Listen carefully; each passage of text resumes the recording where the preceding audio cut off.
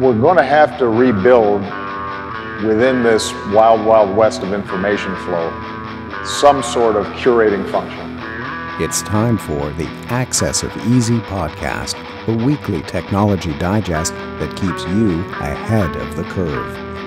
We've got to maybe do something with the internet.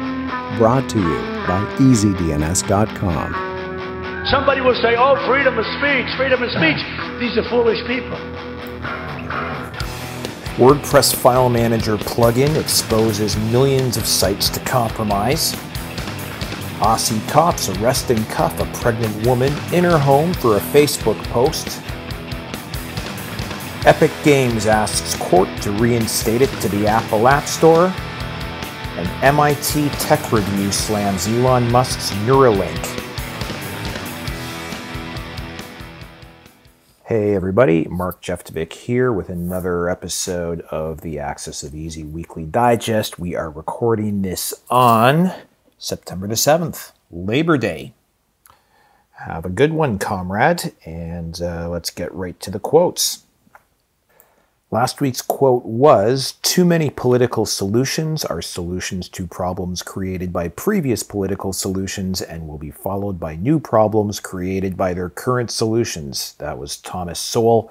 Nobody got that one again. Let's see if somebody can get this one. We seem to be getting closer and closer to a situation where nobody is responsible for what they did, but we are all responsible for what somebody else did. You know the rules, no searching this up online, and the first person to post the correct source of the quote to the show notes page gets their next hosting or domain renewal on us. The show notes are at AxisOfEasy.com/162. And yeah, you just post it in the comments at the bottom of the show notes. Yeah, everyone can see it, but we can also see who posted it first. Somebody was asking about that last week. So if you know it, post it, win the prize. Okay, so WordPress File Manager plugin bug exposes millions of sites to compromise. So WordFence, once again, broke the news that over the past few days, millions of WordPress blogs are being actively targeted by a zero-day security hole in the File Manager plugin. It's pretty widely used. It's got, I think, 750,000 installations officially, and they say that this is targeting millions of blogs, so probably even more. So if you're listening to this, and if you're running a WordPress blog and you have the File Manager plugin, you should pause this now and go check that you're on version 6.9. And if you're not, upgrade that. And now WP Core, most of them are supporting auto updates on the plugins. I would turn that on as well. So there's a few indications that the thing could be compromised by this bug. There's this really weird file name that I'm not even going to try to pronounce on the air. It's in the show notes page. But you can also install the WordFence plugin and it would detect it as well. You should also note that the plugin lists in your plugins listing as WP File Manager. There's another popular File Manager plugin called File Manager Advanced. That's a different one, but if it's out of date, you should upgrade that as well. I think the current version is 3.6. If you're an EasyPress customer at the pro level or above, or you are an original EasyPress customer who's been grandfathered in, you've got Blog Vault, so we've already upgraded affected sites. Also, the folks at WordFence recommend if you don't need the File Manager functionality, you should just deactivate it entirely because File Manager plugins are frequently the target of hackers. And because of the kind of functionality that they provide, if they actually find a hole in them, they can usually do some serious damage with it. Aussie cops arrest and cuff pregnant woman in her home for a Facebook post. So a woman in Australia, you might have heard of this already, she's been arrested for a post to Facebook. She was trying to organize an anti-COVID lockdown protest. Video of the incident has gone viral. It's showing police officers entering the home and arresting her in front of her spouse and 2 children. She's still wearing her pajamas. She's 28. She's pregnant, apparently. Her name is Zoe-Lee Bueller. And her post was deemed a violation of Victoria's prevailing stay-at-home orders. You're not allowed to try to organize protests to violate it. So that was it. If you happen to agree with the authorities' stance on this, I think there was probably a more reasonable way to do this. They could have just shown up at her house, charged her, given her a promise to appear notice, is what they call them here in Canada. Not that I know personally. Well, okay, I do know personally. I got a couple when I was a kid for drinking underage, but that's another story. Anyway, they could have avoided a huge scandal, but instead the thing got live streamed to Facebook for the world to see, and now it's a global shitstorm.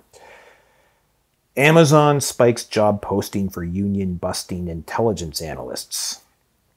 So, among the recurring themes that Charles and Jesse and I frequently discuss in our AxisOfEasy salons is the way big tech platforms are beginning to project power akin to a new form of nation states. Jesse calls these network states.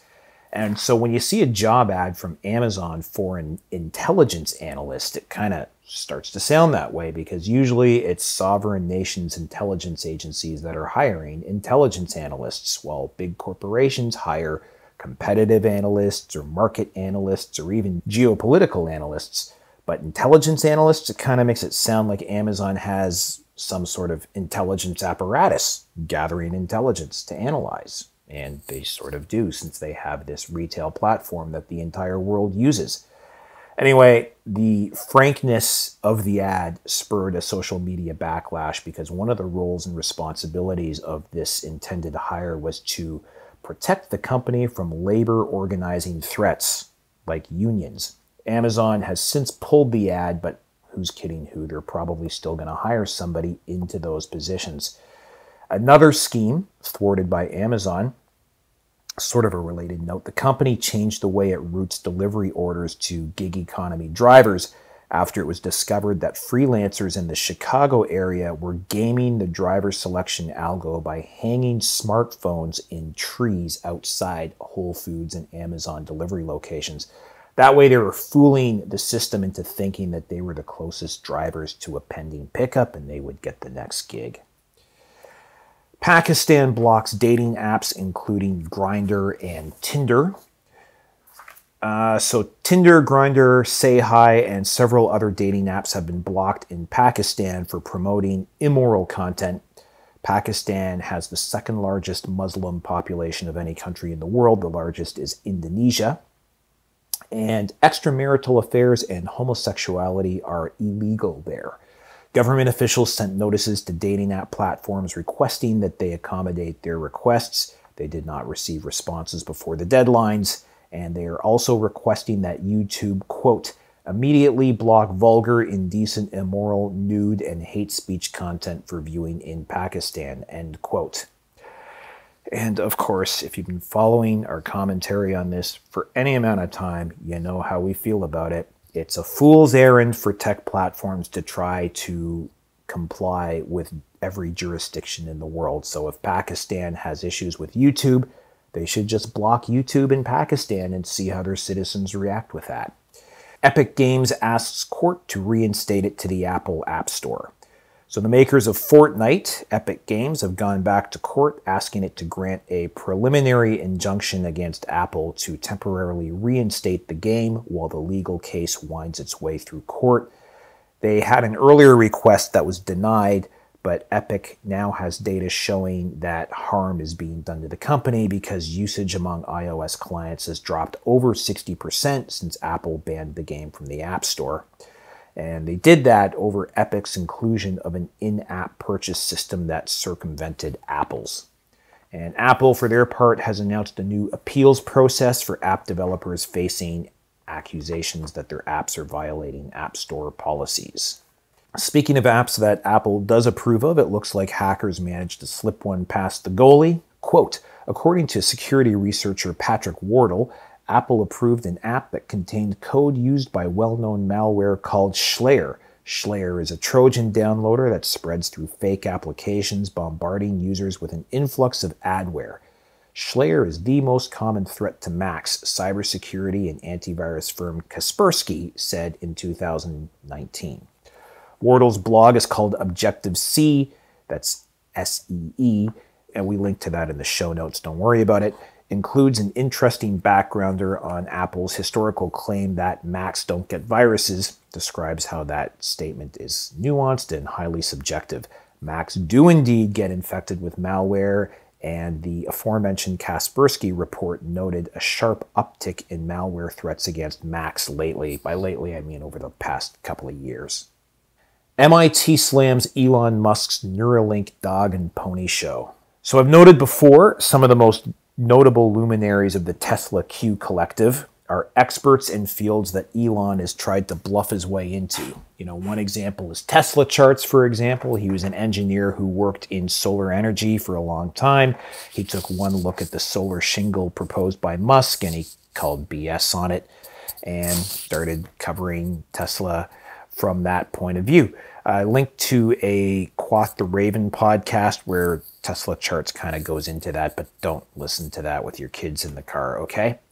Anyway, Musk is making more grandiose promises that his forthcoming Neuralink will cure everything from depression to cerebral palsy. And this time it's the turn of actual neuroscientists to chime in and add a dose of reality to that. The MIT Technology Review called it, quote, neuroscience theater, end quote, in a scathing review of Neuralink's product update that was live streamed over YouTube. Quote, in a lot of ways, it's kind of like Fitbit in your skull with tiny wires, end quote. That's how Musk described it. But as the MIT piece observes, none of the claims are anywhere close to being reality, and many may never happen at all.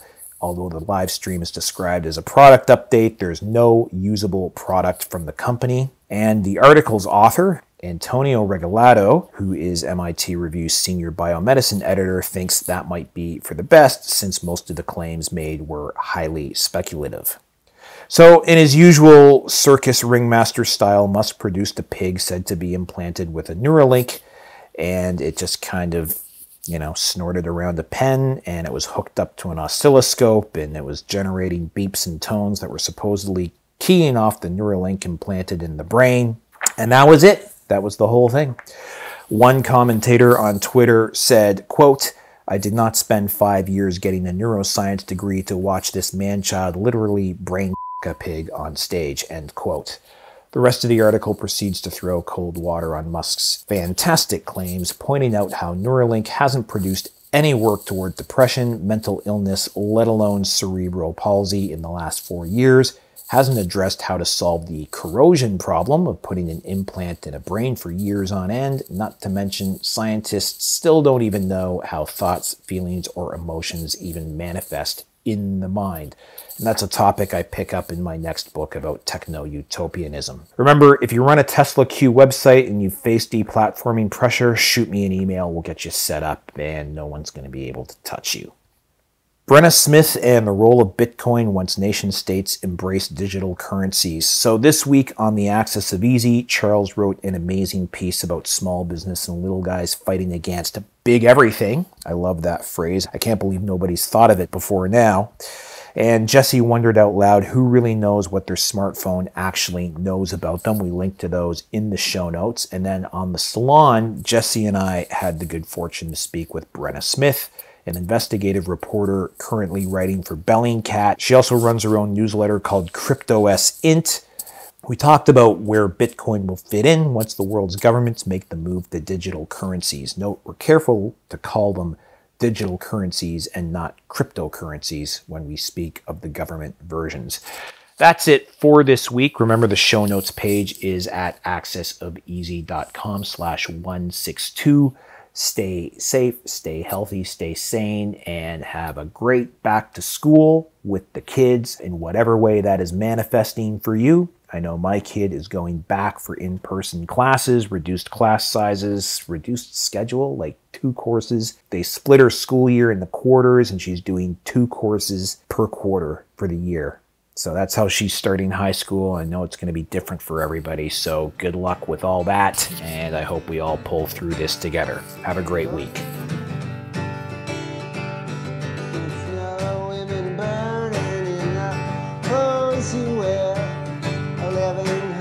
Crushed in the